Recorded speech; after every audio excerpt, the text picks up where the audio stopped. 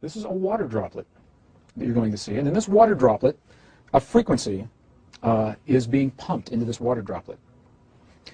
As the frequency is mirrored in the droplet, you'll actually see the geometric patterns in that droplet.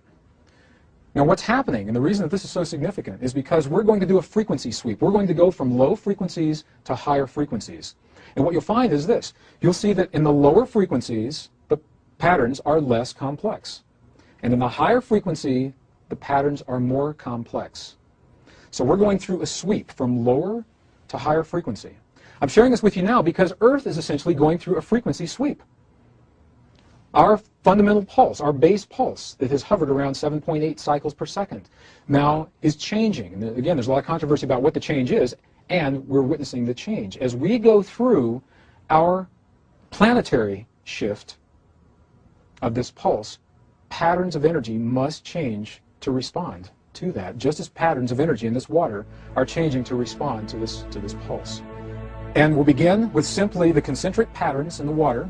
As the frequency begins, every once in a while we'll reach a key threshold resonance, such as that moment right there. And in that key threshold resonance, the entire pattern morphed into a more complex expression of itself, simply because the frequency changed.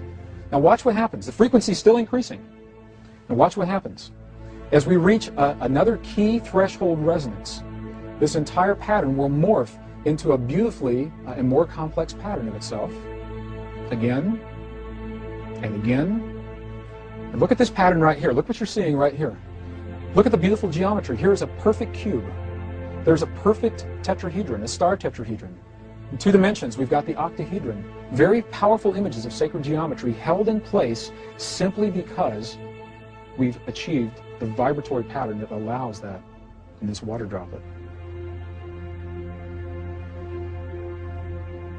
And as the vibration increases, these patterns will become more and more complex. You can see the pulse from where you are. Can you see the pulse actually in the water?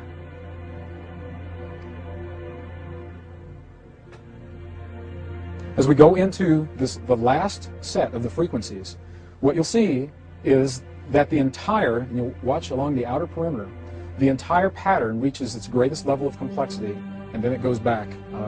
As the frequencies drop, it goes back to what it was, the concentric circles, as it was originally. It almost looks alive. You know, you've been offered many times the concept that thought is vibration. Have you ever considered that emotion is vibration? Feeling is vibration. We are always feeling something. We are always emoting something. We may not always be aware of what that is. We carry those patterns with us. As we hold a feeling and an emotion, what we're doing is we are holding a vibratory pattern in the liquid crystal of our bodies.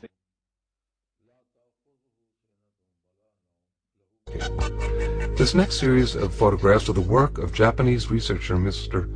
Masaru Emoto from his book, The Message from Water. Mr. Emoto's work provides factual evidence that human vibrational energy, thoughts, words, ideas, and music affect the molecular structure of water. Please remember that water comprises over 70% of a mature human body and covers the same amount on our planet. Water is the very source of all life. This photo shows the beautifully formed geometric design of the Yushi Spring water. This next photo is from the Shimanto River, the last clean spring in Japan. Notice the extraordinary geometric forms.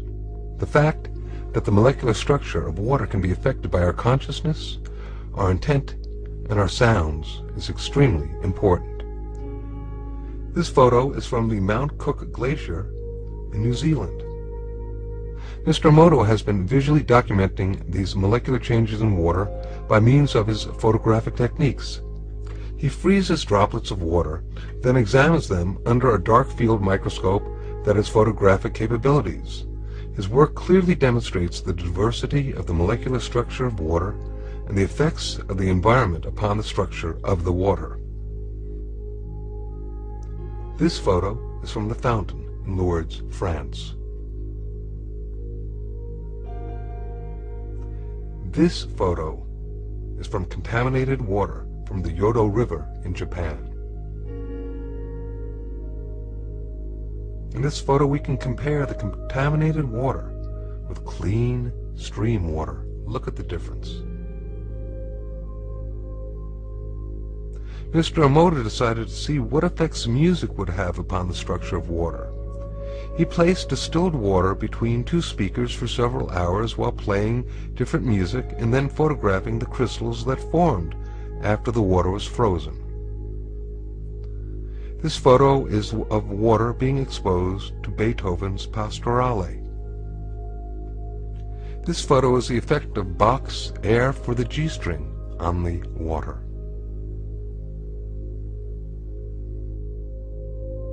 This photo is water exposed to Chopin's Farewell Song. This next photo is water being exposed and affected to music that was designed for healing. This photo is of water being exposed to the Kawachi folk dance. This photo shows the effect of heavy metal music upon the water. Here now we can compare the effects of healing versus heavy metal music and what happens to the water molecules. Mr. Emoto decided to see how thoughts and words affected the formation of untreated distilled water crystals by typing words onto paper and then taping this paper onto glass bottles overnight. This photo shows the effects of the words, "Thank you." This next photo shows the effects of the words love and appreciation. This photo shows the effects of the words, "You make me sick, I will kill you." And here we can compare the effects of thank you with the "you make me sick, I will kill you." Very, very different geometric forms being incurred through the intention. Now this photo is of a very polluted and toxic water from the Fujiwara Dam. Here now is the same water from the Fujiwara Dam after a prayer over it. Prayer, that sound coupled with intention, seems to have an extraordinary ability of restoring water to its natural, harmonious, geometric symmetry. And in this photo we can compare the toxic water and then the effects of praying over the water. It's really quite impressive. These photographs that we have just seen show proof that not only does sound have the ability of affecting and changing physical structure, but that with regard to the molecular structure of water, that our intent with our sound is extremely important. This may have great implications for the future of both personal and planetary harmony and healing. To what extent is water capable of picking up information? What does it perceive? And how does it remember it over time? The Aerospace Institute in Stuttgart has discovered a relatively simple way of making the structure of a drop of water visible. The researchers have had their efforts rewarded by insights into a very beautiful world. Each drop has a face of its own, unmistakable and unique. Why are the individual drops so different from one another? We got a lot of people to come to a lecture hall here at the Institute, gave them all the same water, had them make drops at exactly the same time, collected all the drops, and then discovered that each individual produced different images from the same water. And here you can see the results. Here on the right you can see that the images of the individual students are different, but those made by a given student are all quite similar. This is the work of the first experimenter, this one here from the second, this from the third, and this from the fourth. Individually they can quite easily be reproduced, but you would never have thought that they were all from the same water, because when you compare the images from the different people, you see some big differences. Then we undertook experiments to find out whether things changed when we put something into the water. A real flower was placed in the water. A while later we took a drop of water, and here you can see one of the pictures. And you can see it in this picture. It's the typical image you get when you put a flower into water. You could recognize the flower in every single drop in this glass, of course. That can be reproduced and has significance. And if you were to put a different flower in here, for example, a Sweet William flower, then all the drops of this water would look like Sweet William.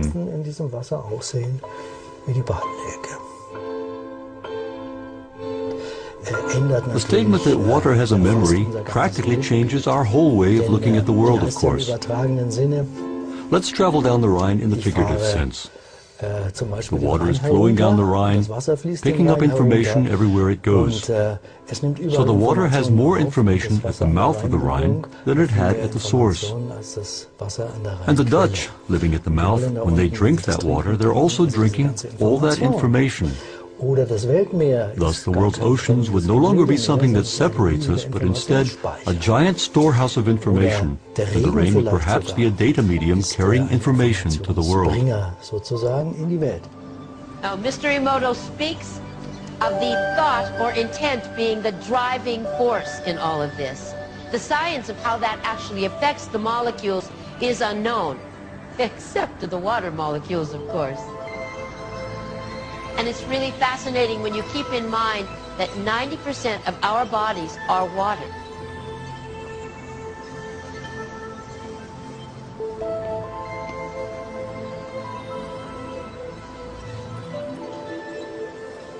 Makes you wonder, doesn't it? If thoughts can do that to water, imagine what our thoughts can do to us.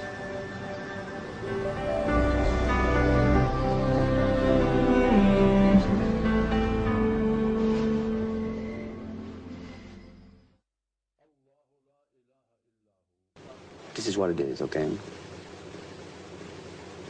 I said, empty your mind. Be formless, shapeless, like water. Now, you put water into a cup, it becomes the cup. You put water into a bottle, it becomes the bottle. You put it in a teapot, it becomes the teapot. Now, water can flow, or it can crash. Be water, my friend. Has now been scientifically shown to be provable. And what you're going to see now are what happens to particles of sand and other various particles when a sound resonates across a plate and resonates those particles in tune with the sound. Because when we think, we're not just sending out a wave which resonates the energy, we're sending out on a frequency outside of the range of human hearing, we're sending out a sound. Everything is sound. When we think a sound goes out, it resonates the energy around us to that sound. And that's how this universe was created. In the beginning was the Word, and the Word was sound. So what you're looking at here is merely particles formed into patterns by sound. They were all over the place to start with, just in random positions on the plate. As soon as the sound appears, they form into these patterns because everything is sound, and it is sound that turns matter and energy into form.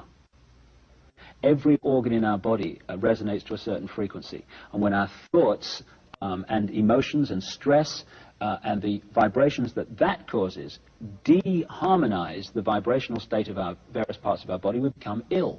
We think ourselves into illness because we're affecting the vibrational state of the body. And so every time you think and feel, you're resonating a frequency which is making the energy around you resonate to the same frequency. What you give out is what you create. And sound is everything. When you think and feel, you're creating sound. This is how the heart beats at a certain resonance. All you're looking at here are interacting frequencies making a beat. And so while the frequency of the heart is at the right level, it beats in the normal number of beats a minute. But when we become stressed, we affect that frequency and the heart beats faster. And so everything is sound, even the human heartbeat, and the interacting frequencies that make it happen. Throughout time, there have been intersecting moments when the cycles of the great cosmic clocks line up in such a way that we're not only given a glimpse of all that is possible, but we actually have the opportunity to step beyond all that we've known as truth and participate in a grander truth within a higher level of consciousness. Consciousness, consciousness, consciousness, consciousness, consciousness, consciousness. Out of this vibrant nothingness emerged matter, energy, space, time, consciousness.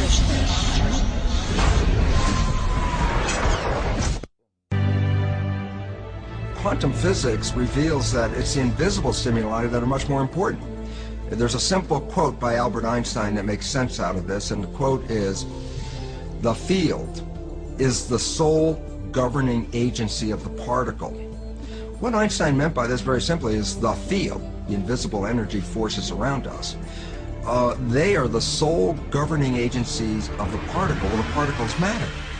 And so quantum physics says the character of matter is ultimately determined by the field. If we were ever going to interact with our bodies, if we want to heal our bodies, we want to create peace in our families or our communities, we must speak to the fields that connect all things. We must find a meaningful language, a non-verbal language that communicates with the stuff that this world is made of. The bottom line, the through line, is that they're all speaking about an experience, an inner experience that we have focused on our hearts. What the science now is showing is that those experiences extend beyond our bodies into the world around us, because the field of our heart is part of the world around us and connected with that field. So that when individuals can find a way to create coherence in their lives and become more cooperative, less aggressive, more willing to solve problems together, that experience is transmitted in this field, and others begin to find the same experience just because they're in that field. They're in that field. This chart shows a dotted line going up and down, which is the rise and fall on a daily basis of the number of people who are meditating as a group in Jerusalem. It's all on a volunteer basis. And the solid line represents progress towards peace in the war in neighboring Lebanon. And even before the benefit of statistical analysis, you can almost see from the raw data that progress towards peace, measured by reduced war deaths, reduced war injury, progress towards negotiated settlement among the rival factions, that progress towards peace goes up and down almost in lockstep with the number of people who are meditating as a group, radiating this influence of inner peace to become outer peace. When this was subject to mathematical analysis, the likelihood that this is simply due to some fluke, due to chance, is less than 1 part in 10,000, which for a social scientific experiment is extraordinary. To be able to say something with this certainty, that group meditation prevented war, that is a really remarkable finding. The likelihood that this reduction of war was again simply due to chance and not due to the meditating groups was less than 1 part in 10 million. There is far more evidence that group meditation can turn off war like a light switch than there is evidence that aspirin reduces headache pain. A question tonight, can you actually measure the emotional outpouring in a worldwide crisis? Sometimes scientists think that they have done just that. Their machines and computers found a bizarre pattern right after several global disasters. CBS News' Brendan Keefe explains this phenomenon. September 11th deeply affected people far beyond New York and Washington. The attack sent shockwaves around the world, a global reaction that triggered a spike in a network of scientific instruments, just like a seismograph during an earthquake.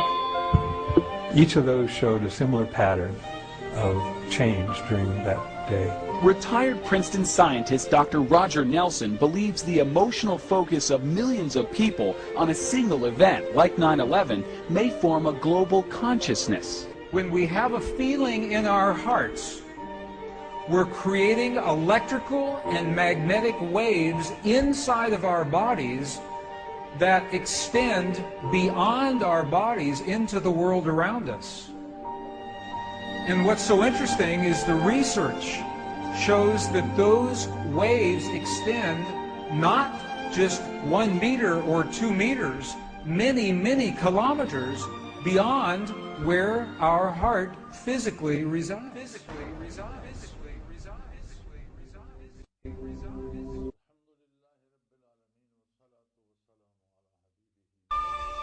Time evolves and comes to a place where it renews again. There is first a purification time, then there's renewal time. We are getting very close to this time now.